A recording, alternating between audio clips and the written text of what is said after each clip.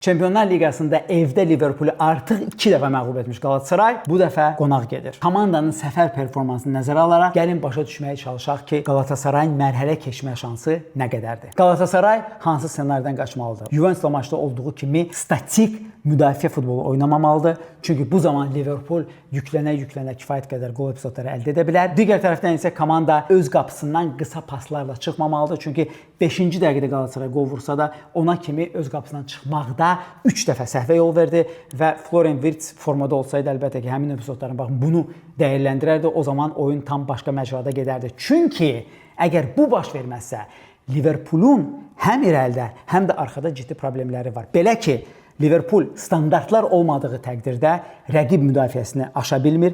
Digər silah əlbəttə ki, Florian Wirtz'dir. Amma Florian Wirtz çox qeyri-sabit mövsüm keçirir və birinci oyunda da misal üçün çox bərbad bir oyun oynadı. İkinci tərəfdən Slotun maç sonrası dediklərindən belə qənaətə gəlmək olar ki, bu dəfə axır ki, komandanın ağrıyan dişi olan Muhammed Salah ehtiyatda qalacaq. Onun yerinə Frimpong oynayacaq. Frimpongun verdiyi özəllik nədən ibarətdir ki, Galatasaray birdən-birə 2 oyunçusunu təzyiq altında saxlayacaq və bu zonalara Soboslay girə bilər və bununla da Liverpool təhlükəli epizod yaratmağa cəhd edə bilər. Amma eyni zamanda əgər Galatasaray hesabda geri olduğu təqdirdə belə komandanın Liverpoola qarşı oyuna qayıtması çox realdır. Çünki İngiltərə Premyer Liqasında Liverpool 90-cı dəqiqədən sonra 8 qol buraxıb. Liverpool rəqibləri bitirə bilmədiyi təqdirdə rəqiblər daima oyuna geri qayıda bilirlər. Ona görə Galatasarayın şansı sona qədər olacaq. Əlbəttə ki, əgər Galatasaray Juventusla səfər oyunundan dərs çıxarıbsa. Siz necə fikirləşirsiniz? Bu ağır İngiltərə səfərindən kim üzaq çıxacaq?